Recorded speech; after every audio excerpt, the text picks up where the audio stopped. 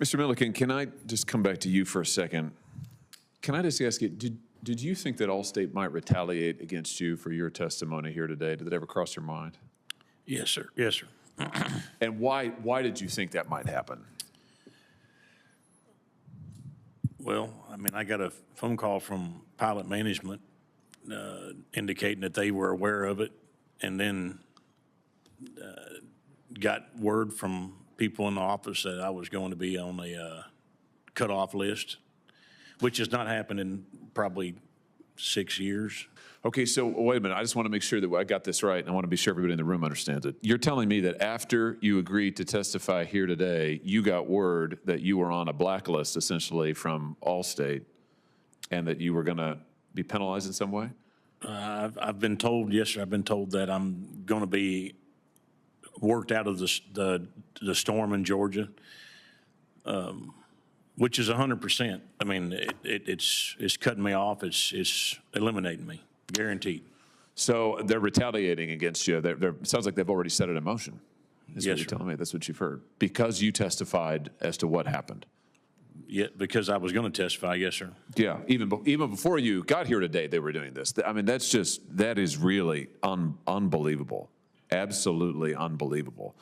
Why do you think why would they do that? Because they don't want the truth to be known? I mean, what are they so afraid of in your testimony? I honestly couldn't tell you. I thought that by telling the truth, I wouldn't have any problem. Swear to goodness, I had no idea that the company I work for would hold a grudge about speaking the truth. And I just want to underline what you've said today, and you too, Mr. Schroeder, because I want to be sure people get it. What you've testified to is not only did Allstate not do right by Ms. Miguel, not only did they tell both of you to alter your evaluations, they told you to alter your findings, they pushed down the estimate lower and lower and lower. But you both have testified today that you saw this happen over and over and over, that you were told, you said, Mr. Millikan, you've been told multiple times to alter factual findings, to delete information, to lower your estimate, that's happened repeatedly. It's a pattern. Yes, sir. And you said the same thing, Mr. Schroeder. It's a pattern over and over. Yeah, it's a not pattern. just in this one deployment, not just one little thing, not one little area, but this has happened over and over again. For years, I've seen this trend. For years. I mean, that's extraordinary, I have to say. And I want to say thank you to all the witnesses. I want to say thank you to the two of you in particular, because you've really risked a lot by being here today. And I'm sorry, Mr. Millikan, that they're retaliating against you. Mr. Schroeder, I know that they retaliated against you by yanking the case right out from under you when you were working with Ms. Miguel to try to get a fair award for her under the policy. That's just outrageous. It may be illegal. If it's not, it should be. And I just want to tell you, we're going to do everything we can to make sure that you are done right by, and that people like Ms. Miguel across this country are done right by. And that brings me to you, Mr. Vertel. I want to give you the chance just to say a little bit more about your story. We've been talking about Allstate, but you were a policyholder of State Farm. I think we've got a picture of your house as well. Let's take a look here just so people get a sense of it. This is your home after Hurricane Helene, is that right? That's correct. That's a lot of damage right there. Now, did you say that you had a small child at this time? 2 years old, yes. And your wife was pregnant?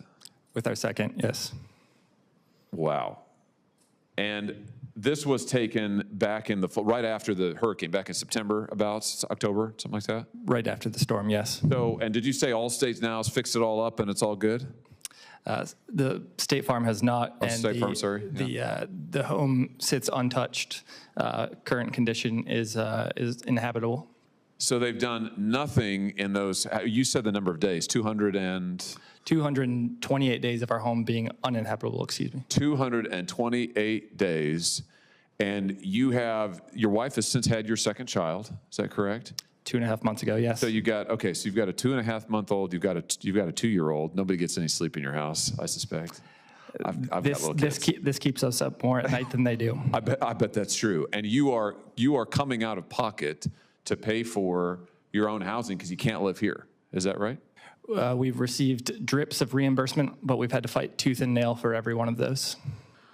So, I mean, just tell us what it's like to go through this with this company. I mean, how long, you'd had your policy for a little while, I imagine. I mean, you didn't get the day before the storm. We've been State Farm customers probably for the better part of a decade. Wow. And so you pay your premiums like everybody else, right? Always. And yet They won't work with you. They won't give you any help. Your home still hasn't been touched. You've got a little kid. You've got a little baby. They're not doing anything for you. You decided ultimately that you needed to stand up for yourself and actually try to fight State Farm on this. Is that fair to say? That's correct. What would have happened if you hadn't have done that? You know, do you think, what was the strategy here? If you hadn't, you still haven't gotten the appropriate award, damage award. So what would have happened though if you hadn't have stood up and started to demand your rights? I feel that we were perceived as an easy mark, that we needed to be in our home quickly, and so we were going to take this on ourselves.